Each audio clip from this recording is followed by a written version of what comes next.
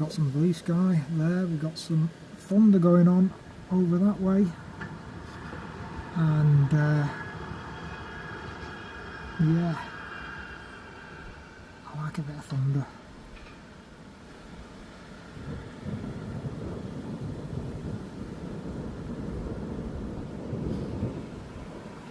Rumbling off into the distance.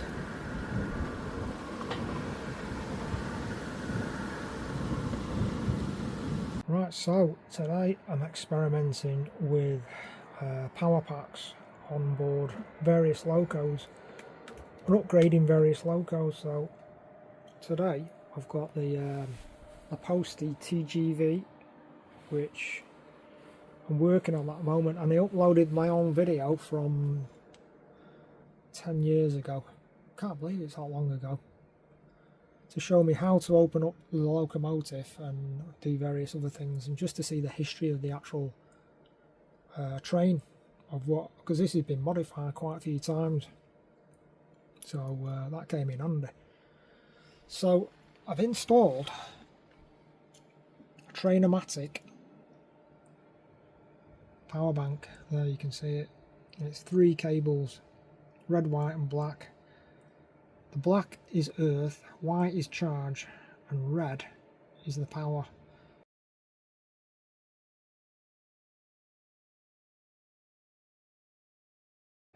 And it connects to the ESU Lock Pilot V5 like that. This had an ESU Lock Pilot V4, but I've upgraded it and put power bank on. It just about fits.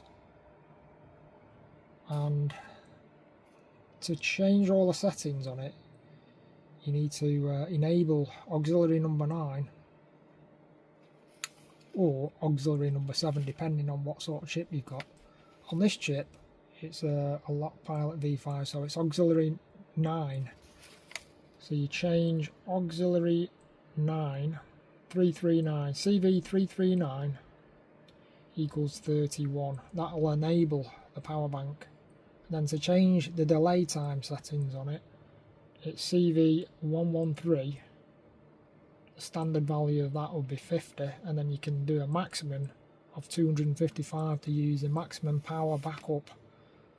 I've set mine to 90, set CV113 to 90. That gives quite a few seconds worth of usage. I'll just show that now. I'll just power that up. Usually takes about 2 minutes to fully charge up the power bank. I think this one's been charged up, so anyway, I'm going to change. Let's see if I can get this going now. Actually, the cable fell off on the actual what's the caught that on the programming track. So let's put that back on. Right, let's have a look. So we can see the red lights there. When I switch off, you can still see it lit up. So it's got quite a lot of reserve there, but I can make that even more if I wanted to by changing CV113 to a bigger maximum than 90. So to change it on the ESU programmer, it's not straightforward. It doesn't really recognise it properly, as far as I can see, on the ESU programmer. So you've got to do the manual adjustments on the CVs. If you're using a proper original ESU power bank, which you can see here, then you can automatically configure it on the ESU programmer with a lot more adjustments and a lot easier as well. But it's no big deal.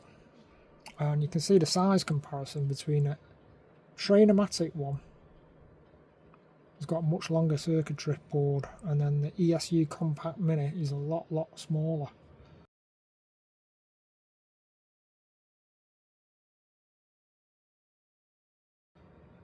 So you're probably paying a little bit more for the extra features and compatibility using the programmer for the ESU one, because the ESU one is £37.94. Trainomatic one Right, so I've loaded that up on the lock programmer, and you can see on power pack it's got time to bridge power pack interruption, and it gives you what CV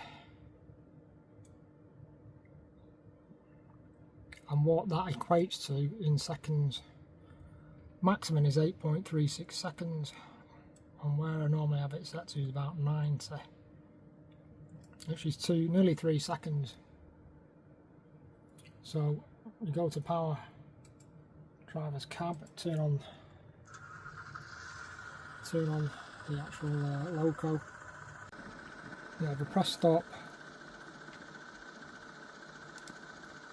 still carries on the sound.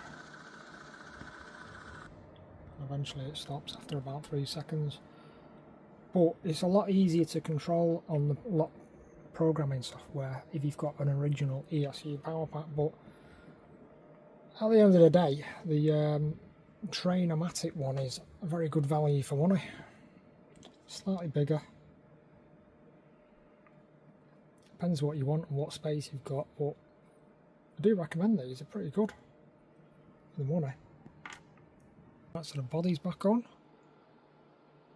the TGV. So I've masked out some track where the pickups will be when I roll it backwards. So I'm just going to do the test now. So this is on 113 CV at 90, which gives about 3 seconds worth of travel.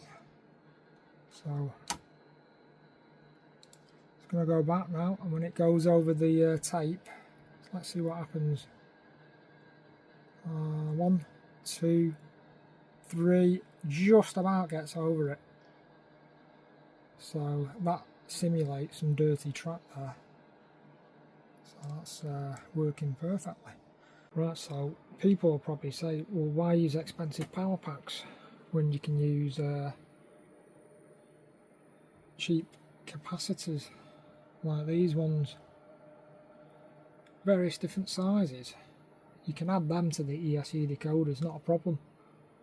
And on this model here, which is the Roco Class 186, I factory fitted it with sound, and I really did need a capacitor or a power pack in there, but I couldn't get the Trainer-matic power pack won't go in. Struggling with the ESU power pack because I can't go above the height of that decoder.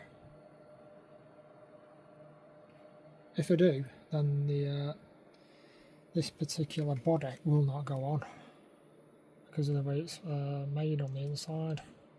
It just won't go on. So anyway, I've ended up putting a cheap capacitor in there, and that gives me a couple of microseconds worth of power. Just turn that off. Just only a small amount, but that's enough for this model to stop it. To stop the risk of it stalling on certain junctions, that is enough. That's all I need. I could put a slightly bigger one in there actually, but I've not got any. That'll fit. I need the next size up. I haven't got it. Well, that's another cheap way.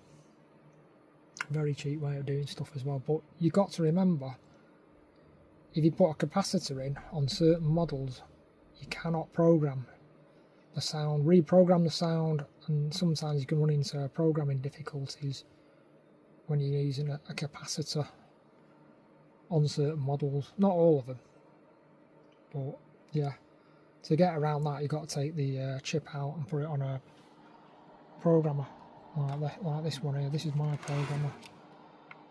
I've got two programming modules here for loads of different types of chips.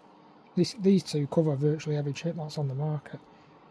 Then they've got the ESU lock programmer, and they've got a hefty power supply to power that, and the output track voltage as well, so to power the likes of smoke generators on the test track.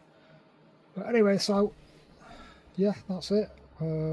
Just a bit of a video on power packs and capacitors. I'm no expert. I'm not 100%, like electronics engineer or anything like that.